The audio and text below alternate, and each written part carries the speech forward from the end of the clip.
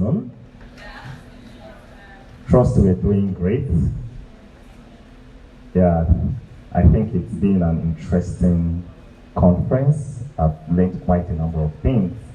And how many minutes do I have?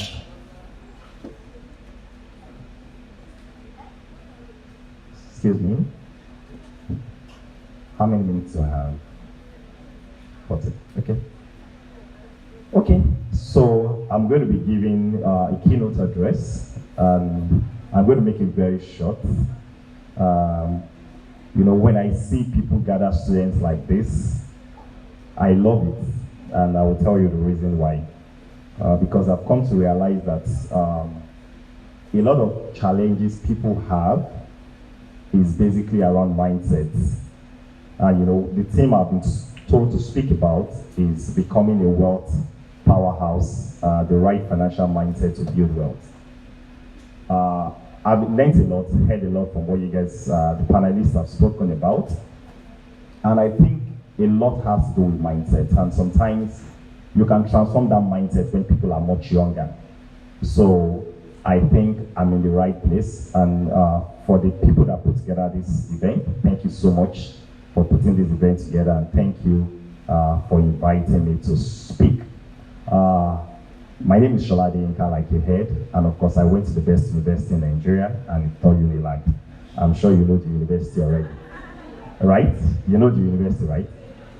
A few questions for me. It's, when we talk about wealth, you need to have a definition of wealth in mind. And we are in Nigeria, and we're actually in Tinubu's government, where times are hard, technically. And because times are hard, there's a way when you say wealth. Yes, everybody wants to be wealthy. Is anybody here that doesn't want to be wealthy? Everybody wants to be wealthy. But you need to first ask yourself, what is wealth? What does wealth mean to me? And this is important because if you don't have a definition of wealth, you may just realize that you're actually chasing shadows, which you just may never get to. So as a student, you need to ask yourself, even when I get to my destination, as I grow up and I say wealth, what does it mean to be wealthy to me? And it doesn't have to be the same for everybody. It doesn't have to be the same for everybody. You must be able to have a definition of wealth for yourself. That's the first thing. I'll talk about that later. And then from the definition of wealth, you are going to define your own wealth paradigm. You have to define your own wealth paradigm. Why do you need to define your own wealth paradigm? Because of a few things. A lot of students today, I heard the word studentpreneur. Well, while I was in campus, there was no, I never heard that word, studentpreneur, but I was an entrepreneur. And what led me to entrepreneurship? I'll tell you a story. I told you I got to school 3rd of September 2001, and I was an average student. My living allowance was 3,000 naira per month. And 3,000, I'm sure for a lot of people. I heard somebody talking about a meal of 6,000 naira now. So 3,000 was my living allowance. And when I say was my living allowance, I didn't have provisions. It was everything. 3,000 naira. My dad calculated it 100 naira per day. Of course, Nigeria was much better. So 100 naira was, maybe you could survive on it. And then after a lot of complaints, those negotiations you have with your parents, I had that negotiation with my dad, and he increased it to 3,900. And every time I tell people that story, they always wonder why 3,900? Why not 4,000 naira? You've told it so, Abby. It was 3,900 because he increased it from 100 naira per day to 130 naira per day. So 130 naira per day times 30 is 3,900. And it was 3,900, no jokes. It wasn't a mistake of take the 4,000. It was 3,900 you were going to take. Of course, shows you a bit of background. My parents are very, like this, the typical African parents. So 3,900, then I had a challenge. It wasn't enough. Before the end of each month, I had to borrow. So I had to borrow from friends, And so when you are taking the next month's allowance, you are basically paying off debt and then you are moving on to the next one. So I'm sure you understand that I understood the meaning of wealth very early because I had a problem and I wasn't happy about it.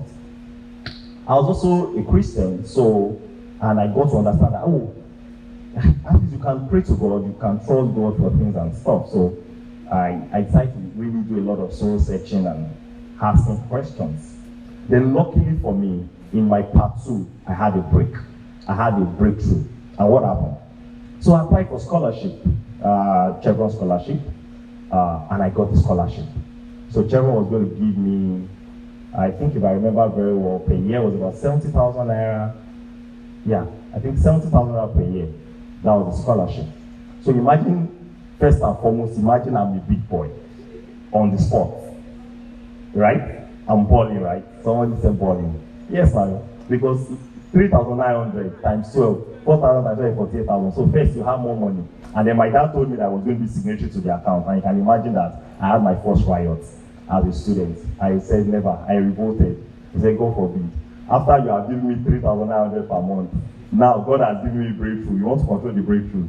So for some reasons, I told him that I just found a way to say no and make sure that it was never a part to the account. But something happened. What he used to give me 3,900, I had an idea to say I could sell books on campus. So what I used to do then was, I was able to negotiate with him. It's okay, I know the money will be 3,900, but can you at least give me 3 months up front? And for some reason, he was gracious enough to give it to me up front. So then it calculated for 3 months, just collect it and don't think you can ever come and tell me anything happened to the money. You're on your own. And you know those days, not like these days that school fees is a lot of money that you can bubble your parents.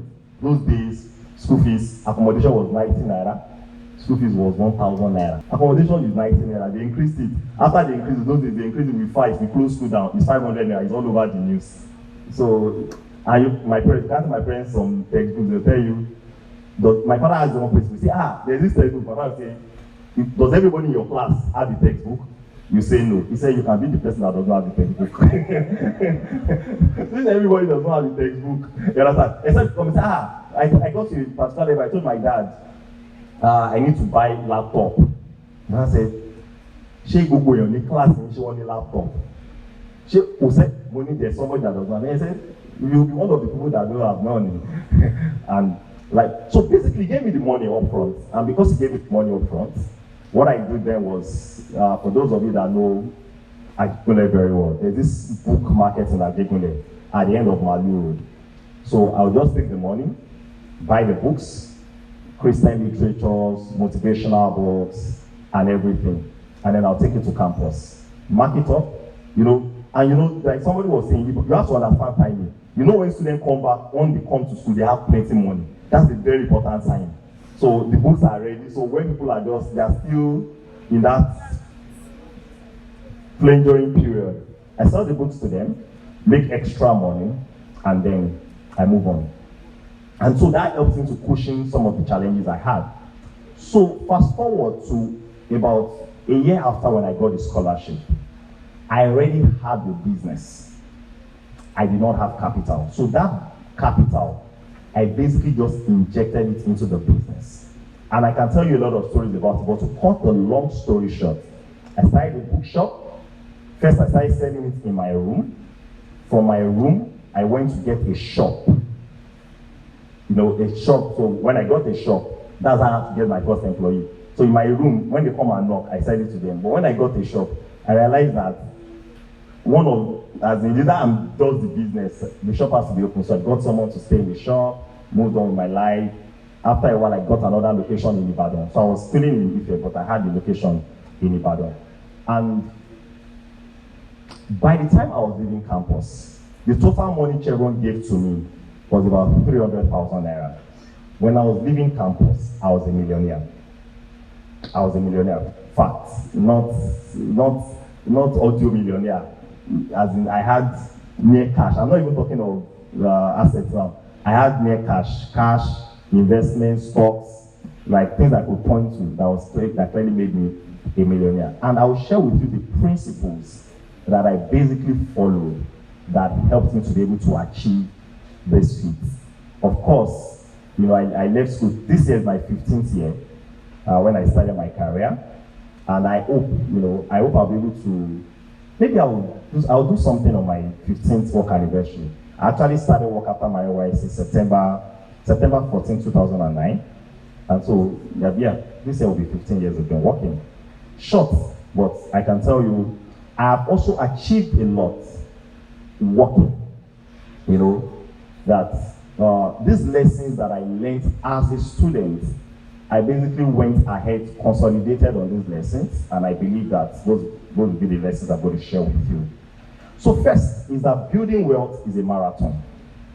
It's a marathon, and we all have different starting points and finishing line. I told you earlier, I said you must define what wealth is to you. Because if you don't have a definition of what wealth is to you, you will be confused. You're going to make your life very complicated. You're not going to have a framework around making decisions. But the moment you're able to define what wealth is to you, what is your starting point and what is your finishing line? What do I mean by starting point? Starting point is where your parents are. Starting point is the amount of money you have. I told you my situation. I had 3,900 to live on. So I didn't have capital. The best I had was convincing my dad to give me that money upfront and doing something with it. When you understand you're going to have different starting points, one of the greatest challenges I see with the younger people, and I'm going to talk to you guys. After when I say it, some of you may not be my friends, but I'm going to tell you the truth. And one day, you remember that there was one guy, and luckily, I don't need you to survive, at least by the grace of God. So I can look at you and tell you the truth. There's nothing, you will not like me, and that's all. The young people, you compare yourself with each other so much. And it's a social media generation problem. And let's get it right. There is no other person like you. Fortunately and unfortunately, even when you earn the same amount of money as salaries, when you leave here, you start a job, you start a career, you earn the same amount of money. It is not the same. Like the lady was saying, 2 doctors, give both of them the same amount of money. I can be the one responsible for taking care of my own family, paying my younger one's savings. There might be another person that is earning the same amount of money, but has parents or siblings that is stopping up. So you never live life thinking, oh, that person is my mate. Let me tell you one of the first principles I have. As I did like this, I don't get mates. Now I am only one. So I don't make decisions comparing myself with another person. And it's going to help you because when you live life that way, you will simplify your life. Let me shock you. I told you I left campus as a millionaire. Those days were the days of BB pin. I never had a BB pin. If you don't know BB pin, don't worry. You don't need to know it. It has gone. It has gone. So those days, if anybody just says, what is your BB pin? And you don't have a BB pin, you are less. That's what people thought. But I never had. And I never cared. I told you I was a millionaire. A millionaire in those days meant at least my net worth was more than $10,000 because at that time dollar was about 90, 100 naira. So about, you understand? But I didn't have a BB pin. So stop comparing yourself with another person. You have different starting points and you have a different destination you're going. Somebody talked about it then. Don't look at your friend and say, my friend has this Gucci bag, my friend has iPhone, my friend is using Uber, my friend is Ferragamo or something. It's going to save you a lot of trouble in life. And I know this is tough, but you guys have to get it. Look at your friend and say, I'm different from you. And you are different from me. The things you have, I don't have. I bless God for you. When is my time? The things I should have, I would have it. And the reason why this is very important is because there is a lot of complication happening from this. People are losing their joy. They are losing the things, the happiness they should have from life. Why? Because their friend. You can you can have a new phone now. Maybe your dad just, you guys enjoy a lot of things. Your dad just bought you, which one is that smallest iPhone now? I know there's, not the 6, I mean the range, X. So iPhone X. and you just have you don't know the smaller grade of iPhone, and you are so excited, and you just see your friend just brought out Pro Max, 15 Pro Max, and the moment you see the 15 Pro Max, your joy goes from 10 to 0. You are troubling yourself. And I'm serious. Get to that point where you're like, no, I'm not competing with you. And you have to build that thing. It's something you are going, if you build now, it's going to last you through life, because as you grow older, the pressure gets more. I can tell you the truth. The pressure gets more. There's no pressure now. All these vows pressure people think you are doing. Yeah, vows day, somebody is showing up, and there's no pressure, because permit me, you guys are not really economically empowered right now. And I'm not saying to stop you guys down. I'm just saying the time for competition. When you drive your Toyota Corolla and you see your age mate drive G-Wagon, you're not talking about pressure. What pressure are you talking about? There's no pressure now. You understand? That's when you know that there's pressure. When you see somebody where, so it's important. We have different potentials, we have different capabilities and opportunities. See, and you have to be able to understand that. It's not so much, it's a lot about where are you starting from. And when you pick that, it helps you, but I need to move fast. And where are you going to? You have to have different destination in view. Let me give you an example. For me, when I started out life, because I started with a lot of financial struggles, I understood what it is to borrow money in a month, and at the end of the month, when they are giving you your next month alawi, you are paying debt. I set out to achieve something very early in my life, and I called it financial freedom. Now, financial freedom is different from being wealthy. Let me explain it to you. And I kid you not, I achieved financial freedom like the second year I started working. And let me tell you what financial freedom is. It's very simple. It means that what I earn is more than what I need to run my life. Very simple. It means that I make more money than I spend. Another level of financial freedom is that if for anything happens to my income today, my standard of living is not going to go lower. It doesn't mean you are rich. It doesn't mean you are wealthy. And I tell you, for me, it's important to me. It may not be important to you. And that's why I also, so you have to know what is important to you. It's important to me because I'm this guy that I just want to be free to do what I want to do. I want to be free to talk to you. If I finish, don't like me, I carry my bag, I enter my car, my car going, I don't need. I know that freedom is very important to me. I wanted to always work. And if I feel like this workplace is too toxic or too much for me, I wanted to be able to say, I don't do it again, and I'm going to go and look for another job. So I needed to be financially free to be in that position. What it meant to me was that I needed to have 6 months of my living allowance saved. Yeah.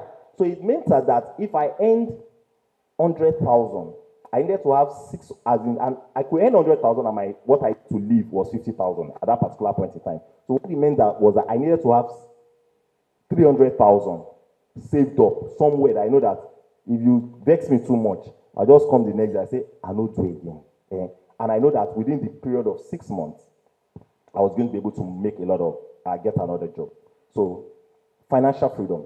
So I set out very early to achieve financial freedom. And it determined all the choices I made. And I'll tell you, that's for me. Find a way to make money faster than you spend it. And if you want to be financially free today, you need to find this thing I just talked about. How do I make money faster than I spend it? How do I make money faster than I spend it? So I'll share 7 things that I did and how it helped me. So I told you I started a business, right? So that's the first thing I did. I looked for a problem around me to solve. And there are thousands of problems around you. I got to understand very early that money is what people pay you for the problem you solve for them. The only way you can make money and you do not solve any problem is maybe your family members gave you the money, or you stole the money. In the world or in the market, what basically happens is that people pay you for solving their problems. You don't need to get a BSc to solve people's problems. So if you think that, oh, until I get this BSc, before I can solve people's problems, you are getting something very wrong. Yes, your certificate will help you. I just told you I finished with all of this. The business I ran, I was running the business was making me money. In fact, that business I told you about, I was making profit of nothing less than 100,000 naira every month before I finished university. But I still focused on the fact that, oh, I still need to get my BSc, so I focused on it. It was important to me. I'll tell you the reason why. Sometimes I'll get to the point there. You need to think long term. One of the principles I live by, I'll come back to it. So money is what people pay you for solving their problems. So you don't need to get a BSc or MSc or any other thing to be able to find problems around that people are going to be willing to pay for. So look around you and say, is there something I can do that will make people pay me? And of course, all the panelists have spoken about it. You cook soup, you do this, you do that. Think about it. That's it. The second thing is you need to skill up. So let me tell you, I'm an interesting personality. So while I was running that business, I was studying engineering. I wasn't interested in engineering. Now let me shock you, I wasn't interested in engineering. After I finished second year, I realized that I don't have a future in engineering. So what did I do? So I registered for National Institute of Marketing Nigeria. I did that one. I got chartered. I kept it in my pocket. I registered for ACCA. I was an engineering student. I focused on that. I became a chartered accountant. So I became a chartered accountant before I started my career, actually. So immediately I finished ACCA, I just basically went into the career line. So I started my career in KPMG. Yeah, because I basically I was a chartered accountant. Skill up. So while I was making a lot of money as a student and I did not have BB pin, you already know where my money was going to. You get it, right? My money was basically going to, then I was buying pounds. So now the pounds that people are crying that is 2,000 naira now. Pounds, I was buying pounds for like 150. I was dying. I was feeling like 150 was plenty. Because ACCA, we were going to pay with pounds. So I was paying pounds for those exams. So that was where my own money was going. Because I understood the place of having a skill. Now, let me teach you guys something as young people. See, the best time to invest in yourself is now. In fact, the investment is cheaper, is easier. It's cheaper and is easier. And you have a longer period that you're going to reap from that investment. Imagine, I just told you, I've been a chartered accountant for nothing less than 15 years. Imagine the amount of reward I've enjoyed from that. It's quite a lot. So if you there are some skills that as a young person, if you get it earlier, you have more years. It's like the number of periods to earn return on your investment. And you must see education as an investment. You must. You must. You must see education as an investment. And when I say education, I'm not talking about your BSc only. Reading books, self-help books, exposure. You don't want to be that graduate that when you leave this place, the only thing you have to your name is a BSc. In today's Nigeria, I'm sure you know that there's a problem. Globally self, there's a problem. You want to focus on other things. So I've talked about the second thing, skill up. The third thing is build an irresistible brand. Build an irresistible brand. So let me shock you today. You're a student, and I'll say some interesting things. So while I was a student also, I did a lot of things. I enjoyed my life. I enjoyed my time as a student. I was also very active on campus fellowship. In fact, I was an ESCO in my fellowship. And there's this thing I used to joke about. For those of you guys that are Christians, let me just tell you the joke. So I remember then, now people believe in faith, pray, and do all of that. And I was an academic secretary in my fellowship. So there was one thing I used to encourage people to study. So I tell people that, okay, just imagine we finish school. 10 years down the line, we are now working, we are now professionals. So what's your name? Jumoke. So imagine Dr. Jumoke. You need Dr. Jumoke on campus. She's a doctor. She never went to classes. She never went for vivals. You guys call it vivals, right? My wife is a doctor, so I understand all those things. She never went for a vival. She never went for all the things she should do. But you know what? Every time before the exam, she scabashes. You know, you people are, we have sports center. You are like, everything. And God just shows her all the questions. Real. God shows her the questions. She goes into the exam or she's the best in class. And then you finish school. 10 years down the line, or 5 years, you are now married, you get to the hospital. Either you are a lady, you want to give birth, or you are a man, your wife wants to give birth. And you meet Dr. Jumoke. Dr. Jumoke that did not go to classes. But God always showed her all the questions. Please, and he said, Dr. Jumoke will treat your wife. What would you do? So you don't believe God again. God, they show her the question. Oh. You know what just happened now? Is what I call a brand. And a lot of young people get it twisted. Your brand, you're already building your brand down. Or the person does not do that, and person, there's a lot of things and I want to dissuade your mind about some things. Religion, whichever of the religion you believe in, is not an excuse for not pursuing excellence. Please scratch it in your mind. Delete it, tear it, destroy it. Just destroy it away that I will never. Why? So how many of you have ever gotten to the airport to fly and they told you that you see this pilot that is going to carry us is either a very strong Muslim or is a strong Christian, but he's not a professional pilot, and you will fly? You will not now. You say, don't worry, I'll pay the ticket, you guys can keep the money. I will come back. You will leave. So don't let's get it twisted. So build an irresistible brand. And one of the ways you're going to build an irresistible brand is have something you are known for. Your friends are already taking notes.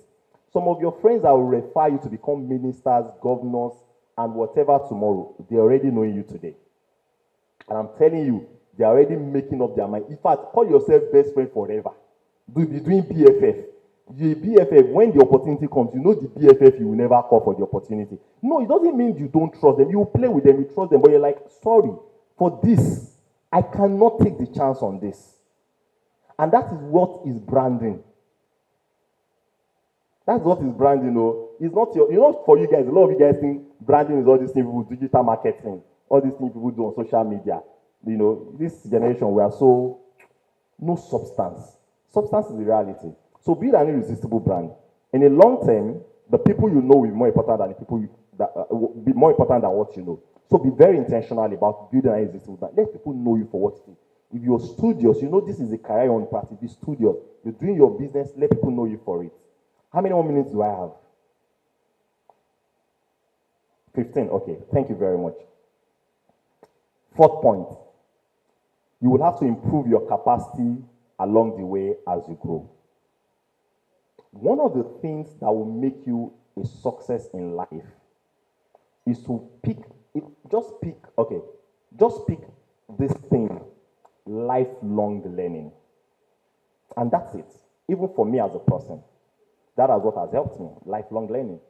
So today, I run a business, right? The business, there are 60 people as employees. When the business becomes 600 people, I would have to increase my capacity. So never get to that point where you feel like you have arrived. We are there now. We are the ones running the show. It's lifelong. So along the journey, you're going to continue to increase your capacity. So I told you when I was a student, I had my first employee, I had to increase capacity. Second, as the business grows, I had 2 locations, increase my capacity. I had to be doing the engineering, do ACC along with it, run a business, increase of capacity. Because if you don't increase your capacity, you get to a point where you cannot make the most of even the opportunities life gives to you. And that's what you heard the panelists talking about. Some of you get opportunities that you can't increase your capacity. And in my journey in life, now let me shock you another thing. There are some things I will tell you. I'm not kidding you. I have seen more people in life that too much money destroyed than lack of money destroyed. I am not joking. I'm sure you will like, no, first give me the money. I have seen people that are in negative millions of dollars and their life is almost, they have court cases, this person is chasing them, that person is chasing them. So when you really sit down and analyze, the problem they had was they got more money, they got more resources than they have capacity for. You understand? Because they didn't have the discipline to control. Like, for example, I gave you what happened to me on campus. I'm not the only person that got Chevron scholarship. I know plenty people in my set. I don't know whether they still give a lot of people those days, but those days, when you see the newspaper, you see the names, it will be plenty like this. It can be 3 pages. But I told you that money, I was able to use it to become a millionaire. There are people that when they were finished, they give me money, but I can't remember. Do you understand? So you need to build discipline. What do I want to do? Now, number 5, I've talked about capacity. This one is my best, but I just hope I'll be able to deliver it to you. It's called delayed gratification.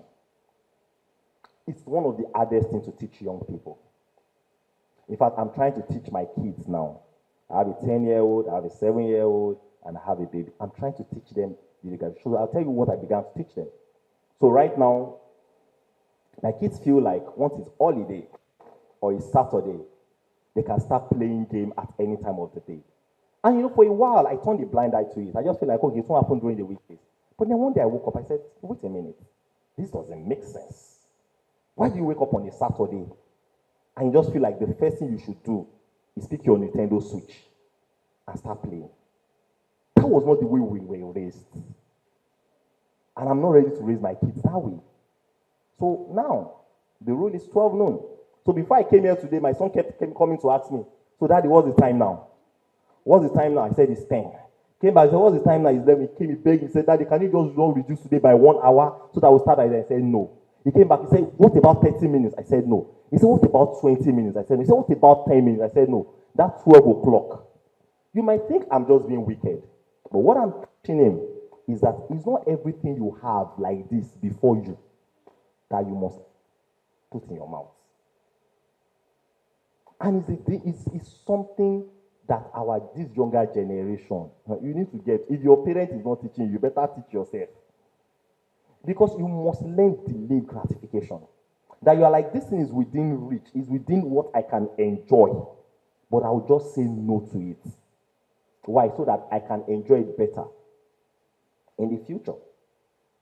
So, and I'm telling you how to practice it. Yes, it means that iPhone 15, you can buy it. iPhone 15 Pro Max, you can buy it. You cannot afford it. There's this illustration I used to give people. So I think I've checked. I think they told me that this is iPhone 12 or 13. I don't know which one it is, but let me check. It's 13. Okay. That's my very good friend. His name is Iberayo. He's also the head of our HR bill. Thank you, IB, for he came along with me. It's 13. I kid you not. And I'm with all sense of humility. If I need to buy 10 iPhone 15 Pro Max, as I stand here, I'll bring out my card and I'll make the purchase. By the grace of God. But I've never bothered about it. Because you just get to a point in life, you are going to realize that your life does not consist in the abundance of the things you can have. It doesn't. And you guys have to learn it. Life is not about show off. There's so much show off that is happening. You are living life on other people's things. You just want people to see it. So you are even the iPhone you cannot afford. You are stretching, you are straining your parents. And the ladies, you are doing it. When you get married, you will stress your husband or you will stress yourself. Please, learn delayed gratification. You can afford something, just say that thing, I can afford it, but I am not buying it. It's called self-training. Because see, in life, as you grow, you are going to realize that you always get to a point where something is within your affordability, but that thing is forbidden. It's just like a man. Plenty women want you, and you are married. Will you say you will not delay? You say, I'm going to have more. You can't. Do you understand? So you have to learn delayed gratification. And I learned it, and I tell you till today, I still intentionally practice it. I just see something, I can afford it, and just say, no. So there's a way you just continue. It's like keeping your body, keeping yourself under check. Do you understand? So you need to practice delayed gratification. You need to look at it, I can afford this thing, but I'm not going to do it now. I'm going to wait till a more appropriate time.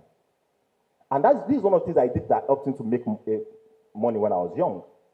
I had a practice. When I want to buy anything that is luxury, let me tell you, I have one rule. Call it Gucci, Rolex, Ferragamo. I love it too. But let me tell you, I have a principle.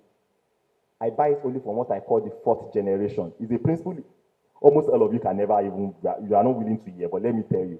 So let me tell you the way I do it. So if I have, let's say I worked and I earn 1 million naira salary, that 1 million, I will save it, I will invest it. When I invest, let's say they come at the end of 1 year, they say the return from this investment is 100,000. I'll take that 100,000 again. You know I have 1.1 million now. That 1.1 million, I invested it again. They say, oh, the return is now 200, so I have 1.3 million. I'm still delaying gratification. You say I'm Ijebu. Yes, I agree, I'm Ijebu. But the good thing that happened to me was I started practicing it very early. So it paid off to me very early. Because some of the things I'm even telling you, if you look at my life right now, I'll be like, this guy is just boboing us. What does he say? Can't be serious. I can see you now. I can see what you are wearing. I can see, and that tell us the gratification. So the 1.3 million, I will invest it again. 300 profit is now 1.6 million. Then I said, okay, now, where is that luxury that they call 100,000? So I'll now take out of that profit. You know, I'll now take out of my 600, I'll now take 100K. And I'm telling you, and that is the way I taught myself, that is the only way I will buy luxury. But that I will work. Wait, think about it. I will wake up in the morning. You know, when I started my career, I used to leave home on Mondays before 5 o'clock. Wait, I used to live in Beggar. Office was in VI. I will wake up from Beggar. I will go to VI, go back. At the end of the month, they will carry my 100 and then my start salary was, I think, 106,000. They will carry my 106,000 for me. Then I will now go and buy designer. I don't get it. I'm just being honest with you. I just don't get it. You remember I told you what I wanted to achieve. What did I tell you I wanted to achieve? Financial freedom. So the decisions I was making was in alignment with, see, I'm here to be financially free. You that you are here to wear designer suits, be doing your own too. I don't have problem with you. So you know what I used to do? I'll go to Marina, those people that sell suits. I'll pick my suits, 8K, 10K, pick my shoe. The remaining money, put it in investment. Be looking at everybody. I kid you not. Let me shock you. Let me give you a story. In my second year in KPMG, there was one day rain beat me. Rain fell that morning. You know these Lagos rains. You know, it not be today. Those rains have been like that for a while. July is always exceptional. So that morning, rain flogged me. I got to the office and I was hungry. And I picked the phone. I'm telling you how I bought my first car. I bought my first car for 400,000 naira. I picked the phone. There was a car somebody said he wanted to sell. I called my stockbroker. I said, sell these shares, sell that share, sell these shares. That's it. And I bought the car. I'm telling you the kind of way I love to live my life. You know, no pressure. You know, for me, that's living the life. Living the life for me is not I'm showing you off to you. You are now hailing me. Okay. It doesn't work for me. My own is that freedom. You know that freedom that rain beats me and I'm hungry. You know, let me explain to you. So the kind of thing I want to do is like, okay, so I'm going now. Something happens to the phone. And I'm like, okay, it happens to the phone. I call someone, I say, please, go to this place and close to slots. Go and, which one is the latest one? Bring it. That's for me, that's life. Oh. All the ones that I will now be thinking, I don't have anything in my life. Anything that I cannot buy 2 or 3 times, I know they buy them. If you see me have anything, I can buy 2 or 3. In fact, that is proof to me that I can afford it. Anything I cannot afford 2 or 3 of, I can't afford it. Say, I can't afford it. My wife knows, and I've been married now for 12 years. It's part of the training we built along our way. You know, we cannot afford this thing. We can't afford it. And she gets the message. You understand? Delayed gratification. Do you still want me to tell you more about delayed gratification? You won't like me, oh. You know, the young people these days, I see the way some of you use ride-hailing apps. Everywhere, Uber, Bolt. I see the prices they are paying. I'm like, these guys, I look at them sometimes like, is it that when you use the Uber and I use it, it's the same, it's a different price they charge us? Because I know the salary they are earning. I'm not kidding, at least, by the grace of God, I know I know a number of people's salary. At least the people that work in my company, I know their salary. And sometimes I see people are spending money. I'm like, is it that? And you guys, I'm telling you, stop living your life to impress anybody. Live life on your own terms. If you cannot afford something, it's like everybody just wants like, they're just there, Uber. I'm not saying you should not take Uber, but if you cannot afford it, if you are straining yourself to use Uber, there is boss. And I'm telling you, young guys, young ladies, if you have anybody that is living, guys in this place, if you have babes that feel like if you enter boss, that means they cannot, thankfully, I saw one interview.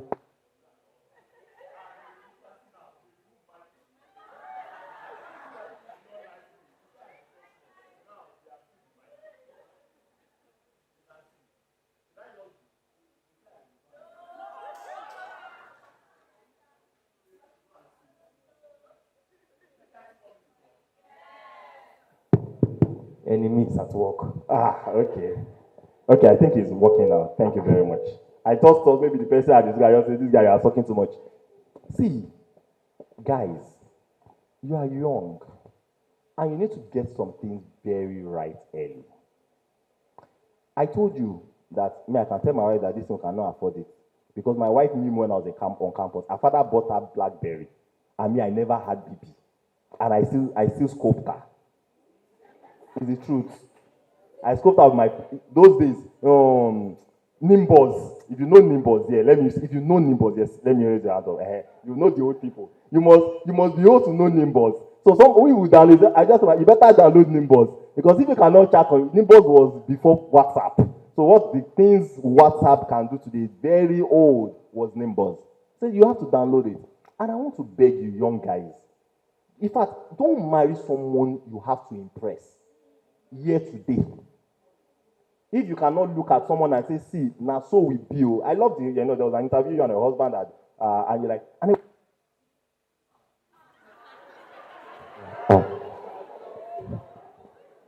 that mic. There's something I want to say about that you would know. Okay. So that her husband was saying when he met her, she was handing him, I was like, see, this is it though. The things to look for in a man is a man that just earns more than you today. Oh. A man is going somewhere that has his head on his shoulders and it may not necessarily be money. Okay, they said my time is up. 2 points I'll just talk about. I can't talk about it. I think it's just a lot. But live life on your own terms. It's very important. If you want to build wealth, you must live life on your own terms. You must look at yourself. This is where I'm starting. And this is where I want to go. And this is Thank you very much, and God bless you.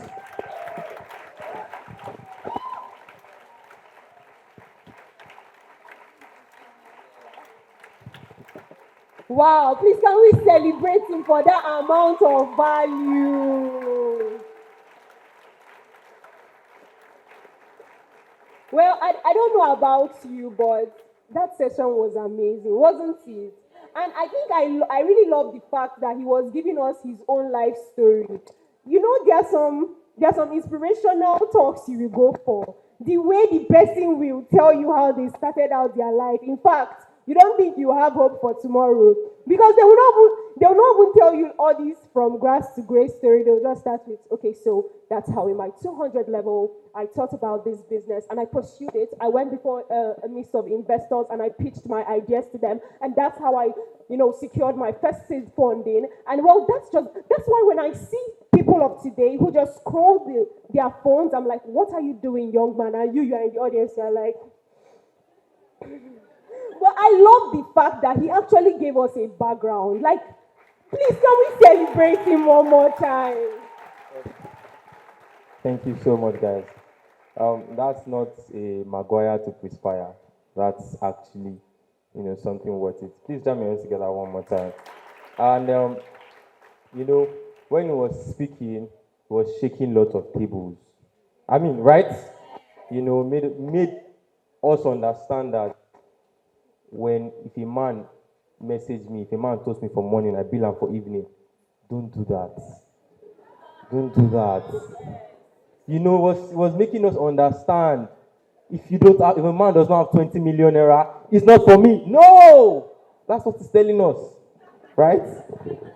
So, ladies, allow us breathe. Thank you so much. That was wonderful. If you have questions from previous session for Mr. Sheyi, please send to his DM on Instagram. He's going to respond. If you have questions now, let me see your hands, so be able to reach out for you to ask your question. Okay, right. The other mic, please. If you have questions. All right. So we're just going to take questions as fast as we can so that we can go to the next. And also, I would like to say thank you so much for your patience. Thank you so much. Please jam your hands together for yourself. Thank you so much. All right. Okay, good afternoon, sir. My name is Precious Ebene. So I would ask this question. So in a case where I've met someone and I had a conversation with the person and it was like, he has to buy this thing, not for really pressure, but for, that's the selling point, basically. And what is the thing? I think iPhone, maybe 14 or so. So I was not in this kind of scenario, how do you then balance delayed gratification and positioning yourself? Because actually, it is a way to position himself in a highway or something like that. So how do you balance something like that? Like a fake it till you make it. Is that the question? Are you trying to fake it? I want to appear to be rich. Are you rich? No, I'm just want to. The person can afford it, but he's doing, let's say, beyond, let's say, using your own savings to buy, maybe you know where you're coming from. Your parents can't afford it, but you are doing something that you can afford it, and then you're trying to build yourself. So how do you now balance delayed gratification and that? Oh, thank you, sir. All right, sir. Okay, sorry, so I was thinking maybe we should just take all of the questions. Yeah, all right. So we're just going to have 3 questions. So somebody here?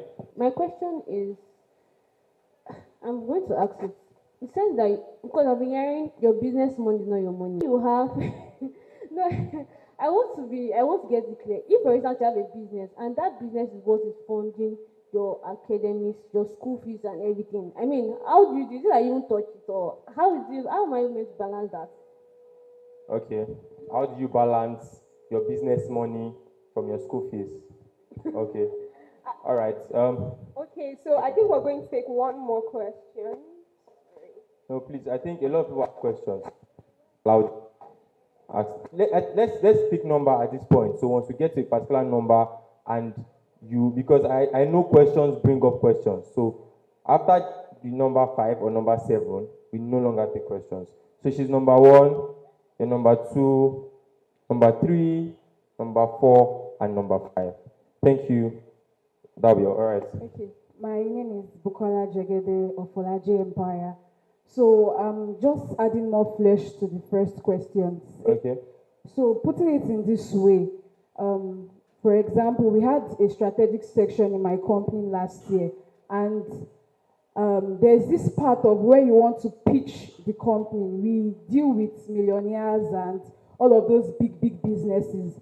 And the head of finance made us understand that there are some certain places you want to pitch the business to, that you cannot just go there even by boarding buses. You have to book an Uber, so they see you coming out from a cab, because they themselves, they don't want to invest in something that does not look like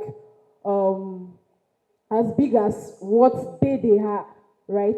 So in such a situation where you've gotten to a level that the people you're not just only speaking to the masses, right? You're also speaking to the big ends, like the big people in businesses, and they'll also not want to mingle with just someone from the low class. You have to position yourself. So you have to do with positioning yourself to actually be able to speak and enter places that you find such people.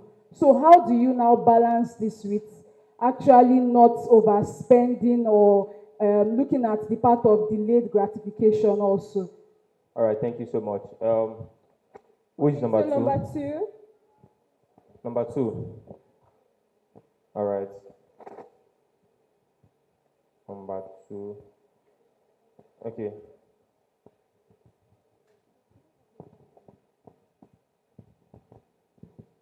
Good afternoon, sir. Good afternoon, everyone.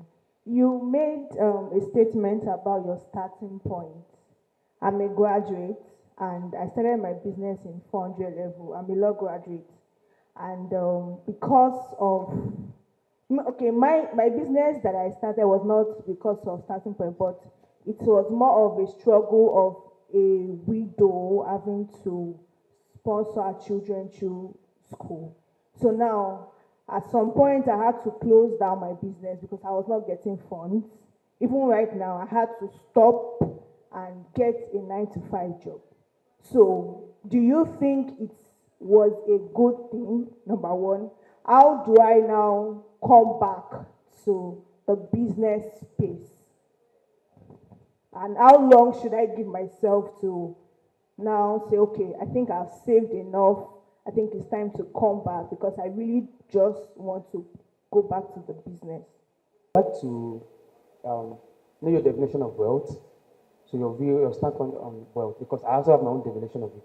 So I want to know what, like, wealth, what it really means to you. Okay. All right. Wealth means Ola. In case you, who is number 4? Please. Can we like be very fast with the questions? Okay, so my question is that he mentioned something about delayed gratification. So personally, I want to like ask this question. Probably you could provide me with a solution. I run a brand and I have something that I used to do. Maybe I have started out then, maybe in the first, let's say from January to April, I was able to like make a lot of sales. So something about me is that I reward myself that, okay, I did a lot of work. So what can I use to reward myself? Okay, let me think of, maybe for example, buying a water bottle and I print my brand name on it. I can do something like that. So that thing that I did, it's not like I need it. It's not like a need. It's just something like I just want it. Appreciating yourself. Then exactly like appreciating myself. Like, does it relate to me like spending? It's not like I can afford that thing very well. Okay. But I just bought it because I have worked so well, and at this moment, let me use it to like reward myself. It's something like that. Is it good? Then another question I have is that he mentioned something that, though this is not really relating to business, but I would like to ask because it used to bother me. He said a man should not like, I want to impress this person. Okay, finish you. So I want to ask him sincerely that, okay, what are the things that a woman should look up to? Like, okay, this is someone that, because personally I'm like, So okay, you want a relationship answer, right?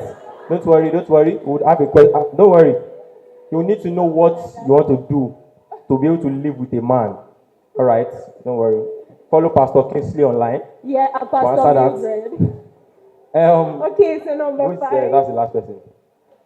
All right, good afternoon. So my question is, this is the first time I'm actually hearing of a lot of these speakers. So can we have, I know there's a general group chat, can we have something like first speaker, second speaker, and what they spoke on, and how to follow them online? Because I'm sure this is not their first time talking about things like this. They must have put out content. All right, we're going to do that. All right. We're going to do that. Thing that you can't fully afford, but to move your business forward. So what I would say you should do in that kind of scenario is the fact that if it's something that is genuinely required for your business. So for example, think about it. I'm someone into videos or graphics. An iPhone 14 or 15 is more like a tool. So you have to look at it as if you are making an equipment or asset purchase. But you know that you need to be sincere with yourself, because now what happens to a lot of people is at that point you need sincerity to say, is there any other way I can get this thing even when I cannot afford it? So is this something you also take a loan for? You know, you can take a loan to buy something that your business needs. Like, I'm into photography and I need to buy a camera. So I get jobs. I sit down and tell myself, okay, so how am I going to get back this camera? I say, oh, people call me for jobs and I charge them 250K. So if I need to take a loan to buy a camera of 3 million, I'm budgeting that by the time I do 12 jobs, I will have made the money back, or I will have gone to borrow money, you understand? So I think you can look at it that way, but you need to be sincere with yourself. Then let me attack with the person that talked about packaging. Yeah, packaging is very important, especially depending on the kind of business you do. But your business must require packaging. It's not every business that requires packaging at that level that you need to say, And in that case, you know that I'm making a trip that I'm going to see a client that is going to give me 10 million or 5 million or 3 million. I don't want this client to feel like if he gives me this money, I'm going to disappear with that money. But that has to, in this case, I have to limit it to when I'm going to go and see the client. I can't now turn it to say, what happens when my client must always see me inside the bar? You know that now there's a thin line, so you have to balance it. When you can't really afford it, it's beyond your affordability range. So if something is beyond your affordability range, what I'm counseling is that try, and I'll tell you why it's also important. See, we talk about packaging a lot, and a lot of us don't understand the downside of packaging. We live in Africa, and most people are aware about what we call black tax. Black tax is not only from your family member, it's also from your friends. If you look at me, it is based on what you think I can afford that you make a demand on me. So it's, for example, if I drive a particular kind of car, if I park beside a woman that sells pepper, she's going to charge me a different amount from the person that drove maybe another type of car.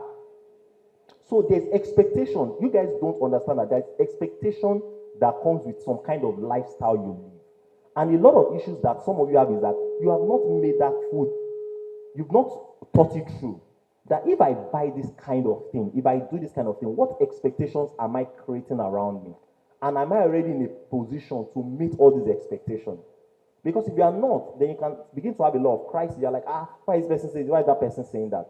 So there's also a part of wisdom where if you have not gotten to a level, don't show yourself too much.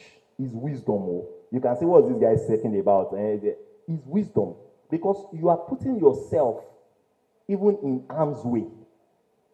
But don't let me go into complex matters, but that's it. So think about it. There could be black tax happening to you. Business money is not your money. Yet it's very important that you treat your business money separate from your money.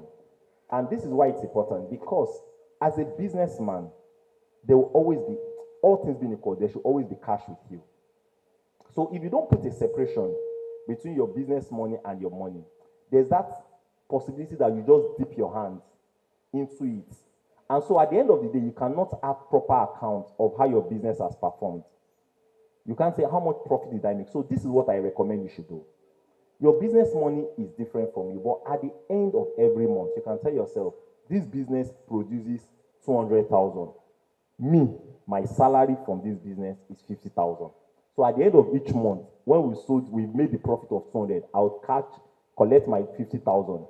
For those of you that believe in maybe tithing and all of that, from that 50,000, you can say, now I have taken it. I want to chop it. You want to give to some foundations, you believe in giving to some causes, from that 50,000 that you have taken. Because if you turn the whole 200,000, business is not like salary. Because the 200,000 you made this month, the business can demand it next month. Maybe next month you are going to make a loss, and you are going to do party on your 200,000 that is not yet true. So based on your business, pick a salary. You understand? If you need to pay things like your school fees, of course, I won't tell you to be packing business money when they're about to chuck you out of school. What kind of what are you understand? And you have to also understand the reason to balance some of these things, because so of course your school fees, you have to make a payment from it. But you can't also take investors' money. Let's say, for example, you collected money from investors and you now take investors' money to pay school fees. Then you need to go and meet them. You can take a loan from your business. So you take a loan. You say, this is this business, so I need this. This 200 is life or death matter. Business, borrow me 200,000. So in your record, you're in the business. So for your next 4 months' salary, you are taking your next 4 months' salary and just move on. So that's what you can do in that case. Another person said, stopping the business and getting a 9-to-5 job. Well, it happened to me, and I'll tell you my story. When I started business, maybe I left when I was on campus, built the business, had 2 locations, had employees. When I started working, during my NYSC, I had to sell my business. I sold my business because I was serving at Accenture, and I felt, I didn't have the kind of attention that I needed to put on the job. So I sold the business.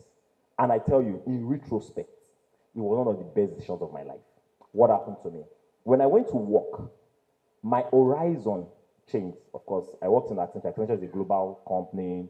I work for multinational companies. went to. So my perspective about business changed. So I now understood that okay, people could do business in billions. When I was a student, all I understood was okay, we can do business, we sell books, we do this one. Jama, hustling. This is how to hustle. But when I went to work and worked in companies, and because I was also clear when I went to work to say I'm still coming back to build this business, the attention I gave in my work was very critical. So when I was working, even when HR is talking beside me, I'm paying attention because I know that knowledge, when I go back to the business, I'll need it. When the people in logistics are talking, and it's like my ears are like this. My ears are already big, but I'm not really very attentive. Because all the knowledge I need to gain was very important. And I gave myself a timeline. I actually gave myself 5 years, but I actually worked for 7 years before I went back to starting a business because, in fact, the 5th year, I got oil and gas job. Oil and gas job. You know the way that they call it now. Like, which 5 years I was talking about? The time I want to leave, that's when I announced to chop air money. I just told myself no. So I did another 2 years, and then I told myself, so if that's what you're doing, and you want to go back to the business, and then you build relationships. Because I knew I was going to go back to my business. I built a lot of solid relationships when I worked. You understand? So if you're working, it's important for you to build relationships, to own your skills, to gain from, so you can see how it's, for example, if I didn't go and work, I won't understand how boards work. I won't understand corporate governance. I won't understand different departments.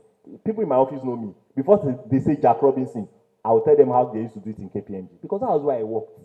So at least I know how they did the HR, how they did the logistics, how they did this. So everything, there's a reference point in my head. So don't think you are shortchanging yourself. I can tell you, if you really want to go back to entrepreneurship, by the time you are going back a better person. Now you can think about it in a bigger way. Just keep that at the back of your mind. Then another person said, definition of wealth. I think what will mean different things to different people at the end of the day. For me, my definition of wealth is that I want to have the good things of life without stressing to get it effortlessly. That's what it means to me. So, that's for me the definition of wealth, that the things that are the good things of life, the things that my soul. So there's this thing I decided, of course, I taught my wife. I told myself it is called delayed gratification, not forfeited gratification. So if, for example, I tell you that, I meant to go on vacation, maybe, when I got married, I went on honeymoon, 2nd year because of baby birth, traveled. But for like the next 3 years, as a family, we never traveled. In fact, I'll be honest with you, after my honeymoon and birth-related travels, for the first 6 years of our marriage, for the first 6 or 7 years of our marriage, we never made any other travel. So, but I always made my wife understand that it's delayed gratification. It's not forfeited gratification. We are now at a phase where I know that I can do vacation every year, and then I do it then. So understand that it's delayed. It's not like you will never, because it's also important. Let me also teach you this. I tell people, if you have money and your soul does not know it, you are a slave to money. Like you have money and your soul. That's why there's one sister that said it, I like to buy. If you have money and your soul, your soul knows that money day, you understand? You must always have to get to that point where you're like, so I think you just need to balance it. It's a thin line where you're able to say, I have stressed myself, I've done all this hard work. I think I deserve it, but you must put a number to it. And as God blesses you, you must make that incremental, do you understand, upgrade. You understand? So if you say, this cup I can afford now, maybe you've made 100,000 and you say, this 10,000, you understand? I want to enjoy it. In fact, there are people that will tell you that they will sit down and say, I tell you, I like fine dining. Yes, you tell me that the food, maybe they sell that same food is 3,000 somewhere, and that one that they want to sell for me 100K, that's the one I want to eat. Thank you so Let much. my soul feel it. It's important. Because at the end of the day, thank you so much, it's experience. Okay, one more. I think that's the last one. Yeah, reward yourself. So I think I've already covered it. Thank you so much, sir. Please jam your hands together for it. Ensure that you spend money on yourself too. Now, with your life, now they enjoy. Take that home. All right. Moving on, ladies and gentlemen. Please, if you've not followed us on our social media platform, ensure that you are doing that. Ensure you are following Tanom, so that ensure that you are following each and every one, people sitting beside you, your friends. And Ensure, amazing yes, speakers. and amazing So speakers. please Thank you so follow much. our speakers, follow their pages. Because you're having the opportunity to see them talk here. They go for other events too. And you could also learn from the videos on their pages. Please, it's not every time you follow only Insta blog. Learn to follow people that will also give you motivational speeches, okay? So once again, please celebrate yourself. You guys have been amazing. Amazing. I know that we have like a lot of students seated here, and it will take a lot. I mean, me, Seb, I've not sat down for lecture this long. But like, if we've been learning from morning till now, and let's be honest with ourselves. No, the speakers that have been coming up, they are not lecturers. I mean, they are beyond lecturers. Please celebrate them once again. Thank you so much, beautiful doctor. See, let me even say my mind, because. All right, ladies and gentlemen, before we bring our next, what's his name, our next speaker, keynote speaker. Now, I need you to do me a favor. Please check under of your seats. There's a number there. One person is going to be going home with 500K. There's a note with number 1 under of your seat. Thank you so much. Please be fast. 500K. One person, just one person. Check, oh, check. You can even change seats in case. All right, thank you so much. You did not pay, but you want to win 500K. That is a lot of effrontery. Thank you for doing our exercise. That is a lot of confidence. No, we noticed they were getting too comfortable Exactly. in the chair. You got here for free. No, they I've think been speaking to you for free. Okay, you thought my name is Sheyi Abiodun. Oh. So you want to win 500. You, one guy there, 100K. You are still looking under your table. My God. Only my God. All right, thank you so much. Please join me together for us now. It's been amazing. All right, ladies and gentlemen, before we invite our final speaker, allow me to introduce myself once again. My name is Samuel Good News Ayobami. I'm the Presidential Master of Ceremonies. Please ensure to follow me on Instagram and every other place in life. Please call your handle now. All right, Presidential MC on every social media platform. If you feel like I've been doing an amazing, or we've been doing an amazing job, please join me together for us. You don't have to lie. Okay, lie. All right, thank you so much. Thank you so much.